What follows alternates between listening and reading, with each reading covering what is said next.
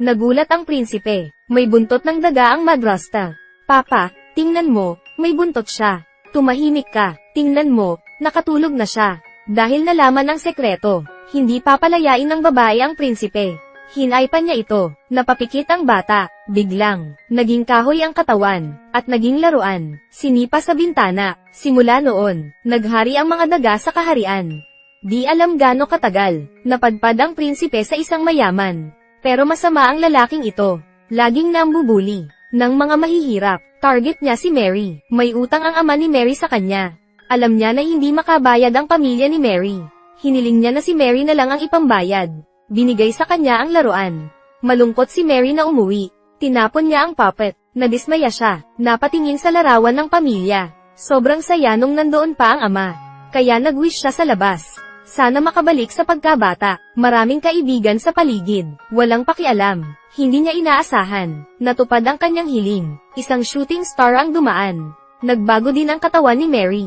Siya ay talagang naging bata. Lumiit si Mary. May limitasyon pala ang hiling. Mapanganib dahil maliit lang siya. Kaya siyang durugin ng bola. Pwede niyang gamiting wheel ang sinulid. Pwede rin siyang mabagsakan ng mga bagay. Nang mahulog ang powder, nabalot siya sa ulap. Ang mas nakakatakot ay, nakita siya ng isang daga. Napaatras si Mary. Kahit anong iharap niya, sa daga, mukhang kakainin na siya nito. Sa sandaling ito, ang puppet ay biglang gumalaw. Bagamat matapang ang prinsipe, pero hindi niya kaya ang daga. Ilang beses tinalo, buti na lang at dumating pa ang tulong. May magician, may kambing. Sa pagkakaisa nila, nagtago ang daga sa butas. Si Mary ay labis na naguguluhan sa mga nangyayari. Sabi ng matanda, bisperas ng Pasko ngayon, dahil sa hiling, nabuhay ang mga Loren. Hintayin lang ang pagsikat ng araw. Lahat ng nandoon sa kwarto, ay babalik din sa dati. Nagpasalamat si Mary sa prinsipe. Pero para sa prinsipe wala lang ito. Sinabi niya na, galit siya sa mga daga. Pumasok siya sa butas. Nakita ito ng matanda at agad pinigilan. Tumulong din si Mary, pero di nila ito nahila. Dahil umalis siya, ang spell ay hindi maalis. Ang tanging paraan ngayon, mabalik ang prinsipe bago umaraw. Pumasok si Mary sa butas. Sumunod naman ang iba. Dumaan sila sa isang malalim na kuweba. At nahulog sa gubat. Naabutan ng prinsipe. Hinikayat ni Mary na bumalik na ito. Pero ayaw ng prinsipe. Alam niyang may misyon siya. Sa sandaling ito, may umuunggong na tunog sa di kalayuan. Isang karwahe ang dumaan. Pero biglang huminto. Bumaba ang reyna ng mga hari. May naamoy siya, na ibang tao. Sinabi sa kawal. Pero inihaw na manok ang naamoy niya. Nanginginig naman ang kasama nila. Tumakbo siya sa takot. Hindi manok. Tumatakbo at sumisigaw. Sa isang lugar na walang tao. Baka malaman ng kalaban ang lokasyon. Natisod sa tungkod at tinatalbog palayo. Parang bola ng tenis. Pumasok sa puno, saka nahulog. Sa huli nakaalis din. Ginamit ng kawal ang vision niya bilang daga. Hindi na makatakas ang pabo. Binaon nito ang ulo sa lupa. Dumating ang mga kawal. Nang makitang nanginginig ito, mukhang bumaba ang IQ. Kumuha ng balahibo, at nilagay sa ulo. Saka umalis. Pagdating ng mga kasama, saka lang nilabas ng pabo ang ulo.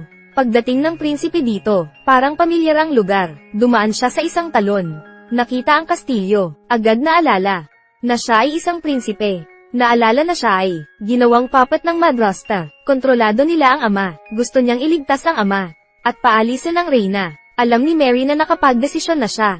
Kaya pumayag siyang sumama sa kanya para harapin ang reyna ng daga. Pero ang kondisyon, bago magmadaling araw, yun lang. Nagsimula na silang maglakad patungo sa palasyo. Nang malapit na sila, napuno pala ng mga bantay. Mahirap makapasok, sa kabutihang palad. Naalala ng prinsipe, may daanan papasok. Baka ito na ang pagkakataon. Dumaan sila sa mga puntod. Dito daw nakalibing ang lahat ng hari at prinsipe. Agad namang, lumitaw ang mga multo. May mga espada, may humabol sa pabo, may 3 katawan. Mayroon ding mga nakagapos. Inatake nila sila Mary. Nasaksak din ang prinsipe, ngunit hindi ito tumagos sa katawan. Isang multo lang. Nataranta si Mary at tinawag ang prinsipe. Narinig ng mga multo, hindi ba siya ang ating apo? Sunod-sunod na ipinakilala ang mga ninuno niya. Nang malaman na makikipaglaban ito sa mga daga, sinabi sa kanya na ang magic flute lang ang paraan. Pero ang hari lang nakakaalam kung nasaan. Nagpa siya ang prinsipe na hanapin ang ama. Nakapasok na nga sila. Nagtago sila sa mga kahon. Nang makita niya ang hari, natutulog ito. Alam niyang ginawa ito ng reyna. Kinanta niya ang kantang paborito ng ama. Nanaginip nga ang hari. Nakita ang prinsipe. Interesado ang bata sa kwintas. Kaya binigay niya ito. Inalis din ng hari ang kwintas. Kinuha ito ng prinsipe. Naghanap sa kwarto. May kaparehas na pattern. Nilagay niya ang pendant. May bumukas. May nakatago nga doon. Matagal itong natulog. Dumating na rin ang taong nagpagising. Sa kanya, alam ng prinsipe, na nakatago ang magic flute sa gitna. Pumunta sila sa tore, pero walang nakitang kakaiba. Biglang may nahanap, may kakaiba sa sahig. Pagbukas, may lagusan. Pumasok sila. Pagkatapos ng ika-79 na hakbang, nawala ang hagdan. Alam ng prinsipe na dapat may hagdanan. Sinusubukan lang ang kanyang tapang. Tulad ng inaasahan, humakbang siya. Sunod-sunod na lumitaw ang mga hagdanan. Matagumpay din silang nakarating sa ibaba. Nakuha ang magic flute. Ganun lang ba kadali? Sinubukan nilang tumugtog. Maraming mga flute ang lumitaw. Walang makapagsasabi kung alin ang tunay. Kailangan nilang subukan lahat. Kahit ilang flute na ang nasubukan, di pa rin mahanap ang tunay. Kung magpapatuloy ito, baka abutan sila ng araw. Nagpasya na lang, tulungan muna si Mary, pero biglang nawala ang hagdan. Hindi na lang sila makakabalik. Dahil sa spell, na-stress na rin si Mary. Baka nga ipapakasal pa siya sa lalaki. Habang sila ay nalulungkot, silang dalawa ay nahulog sa isa't isa. Nagpasya silang harapin ang paghihirap. Sabay haharapin, dahil sa tunay na pag-ibig. Nakuha nila ang magic flute. Nag-merge lahat ng mga flute. Naging isang magic flute. May lumitaw din na daanan. Haharapin na nila ang reyna. Ang reyna ng daga ay ambisyoso. Kinulong niya ang hari ng maraming taon. Umaasang mahahanap ang magic flute. Nakasalubong nga niya ang prinsipe. Gustong tumugtog ng prinsipe, pero may nilabas na babae ang reyna. Kapatid iyon ng prinsipe. Sa desperasyon, binigay ng prinsipe ang flute sa reyna. Sinong mag-aakala na kasabwat pala nila ang kapatid? Ito ay trap. Nagsisi ang prinsipe. Nadakip sila ng reyna. Dinala sa harap ng lahat, nga mga taga-suporta ng reyna. Nagulat sila nang makita ang magic flute. Magiging kontrolado na nga niya ang lahat. Gagawin na niya sanang hari ang prinsipeng daga. Biglang, nagising ang hari. Agad nagpakuha ng lason ang reyna. Pero ininom na pala ito ng pabo. Tubig lang ang nandoon, nang pinainom ito sa hari. Nagising na nga siya, pero di natakot ang reyna dahil meron siyang magic flute.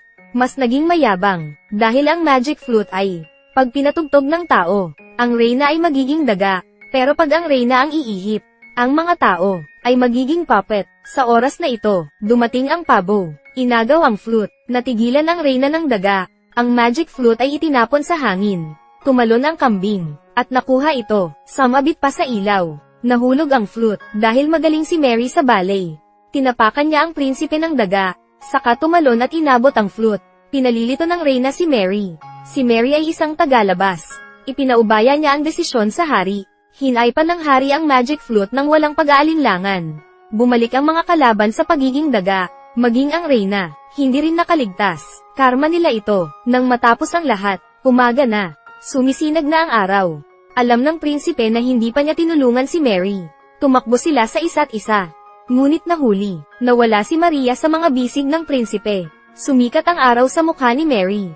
Nagising siya, panaginip lang pala. Pumasok ang ina sa kwarto. Niyakap siya nito. Sinabihan siya ni nanay ng masamang balita. Dahil sa utang, kinukuha na ng mayamang lalaki ang abahay. Mawawalan na sila ng tirahan. Ayaw ni Mary na mawalan ng bahay ang ina. Pinuntahan ang lalaki at sinabing papakasalan niya. Para bayad sa utang nila. Matagal na siyang gusto ng lalaki. Kaya gusto niya rin ito. Pero may himala. Lumitaw ang prinsipe sa pintuan. Tuwang-tuwa si Mary. Hindi pala panaginip. Galit na tinaboy ng lalaki ang prinsipe. Pero di naman nagpatalo ang prinsipe. Sinabihan niya ang lalaki, nabayaran na niya lahat ng utang. At ang bahay na ito, ay mananatili, kay Mary at sa ina. Umalis na lang ang lalaki. Hiningi ng prinsipe ang kamay ni Mary. Simula noon, namuhay